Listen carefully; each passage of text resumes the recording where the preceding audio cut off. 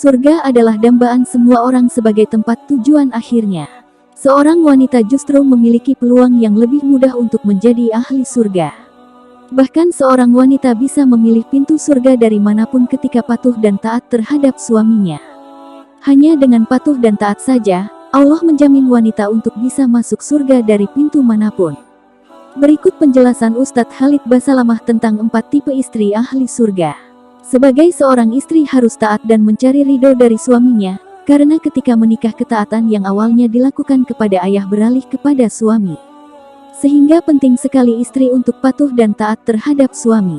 Bahkan di dalam hadis disebutkan bahwa seorang wanita yang taat menjalankan sholat 5 waktu dan puasa Ramadan, serta taat kepada suaminya, dan ketika wanita tersebut meninggal dunia, maka oleh Allah akan diberikan pilihan 8 pintu surga. Sehingga wanita tersebut bisa memilih dari pintu manapun yang diinginkan. Di mana pintu surga yang ke-8 adalah pintu surga yang tingkatannya paling tinggi. Dan yang bisa masuk ke dalam surga ke-8 atau surga Firdaus, hanya terdiri dari 4 golongan saja. Golongan yang bisa masuk surga Firdaus yaitu golongan Nabi, Sidik atau orang yang tidak pernah berbohong seumur hidup, syuhada atau orang yang ikut perang, dan orang yang soleh-solehah.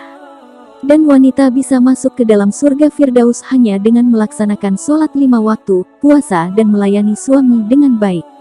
Semua burung-burung yang berterbangan di langit, seluruh makhluk yang ada di air, bahkan seluruh malaikat ada di langit, serta matahari dan bulan memohonkan ampunan untuk semua istri yang taat kepada suaminya.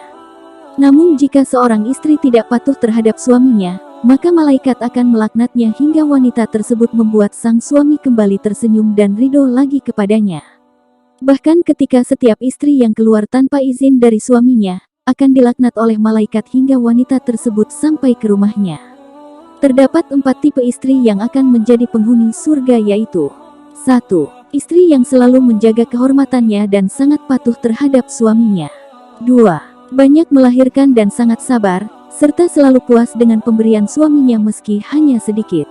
3. Istri yang pemalu, bila suaminya tidak di rumahnya maka akan senantiasa menjaga kehormatannya dan harta suaminya, tidak memasukkan orang lain ke dalam rumahnya, kemudian ketika suaminya pulang tidak akan menyakiti hatinya dengan lisannya. 4. Istri yang ketika suaminya meninggal dunia dan anak-anaknya masih kecil, namun menahan diri untuk tidak menikah lagi.